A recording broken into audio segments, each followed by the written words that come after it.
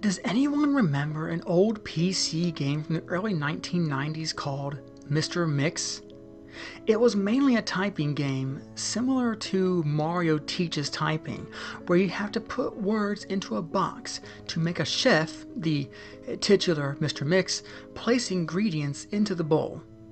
Unlike most typing games, however, the game was notorious for having an insane difficulty curve. It had a words per minute requirement for each level, being as low as 10 on level 1 and as high as 85 on the third. By level 5, the requirement reaches over 500, effectively making it impossible to proceed any further. One of the main things that people immediately noticed about the game was the background music.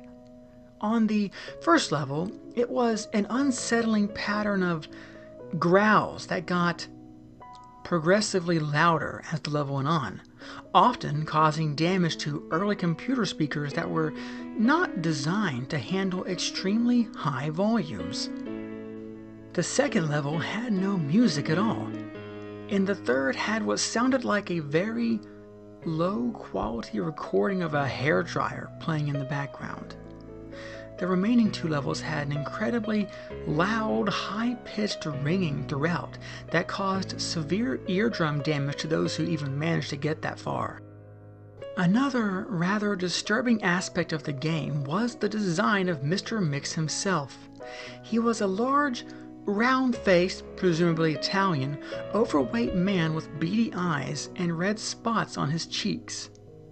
Most children who played the game reported having vivid nightmares of Mr. Mix speaking to them in a quiet, raspy voice and threatening them to keep quiet about something. However, none of them could remember exactly what it was. One psychologist who saw many of these children reported being disturbed by the sheer amount of terror on their faces as they recounted details of the nightmare. Many of them broke down into tears in the process, begging for their parents to save them. However, no direct relationship to the game itself could be determined by these few cases, as not all children suffered the same adverse effects. For obvious reasons, the game did not sell very well. It remained in relative obscurity until a few years ago, when PC hackers got a hold of a ROM of it and began digging through its files.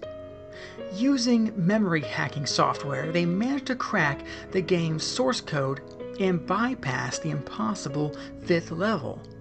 What they found, however, was highly disturbing and caused many of them to quit the expedition altogether. According to the reports these hackers left behind, the game behaves very strangely if the 5th level is bypassed. The game crashes violently and closes, writing a bunch of files to the user's System32 directory to the point where the RAM is almost completely filled. These files are reportedly pictures of people with horribly deformed faces appearing to scream in pain and agony, and their eyes bleeding from their tear ducts, and their outer layer of skin torn clean off in multiple places. If the user attempts to delete these files, their computer will violently crash and blue screen, causing permanent, irreparable damage to the hard drive. The hackers found that this was caused by a lone byte in the game's ROM that triggered when the 5th level was complete. After removing this byte, they were able to proceed to the 6th and final level. Unfortunately, all of the hackers declined to discuss what they saw in the final level.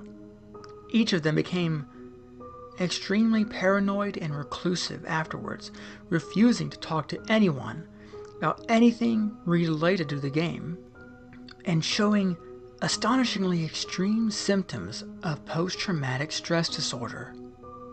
Most of them ceased to be able to form coherent sentences within a week. Within a month, all of them had gone missing. All remaining copies of the game were destroyed. To this day, no one knows what was in That final level that caused the group so much psychological damage. Maybe it's better that way. 2 years after this incident, a man was arrested for trying to kidnap an 8-year-old girl from the grocery store. Through DNA fingerprint analysis, he was identified as one of the original hackers who had viewed the final level of the game. He was wearing a white chef's hat and had a look of unspeakable malice and insanity on his face. When interrogated, the man would only say one thing. I'm Mr. Mix.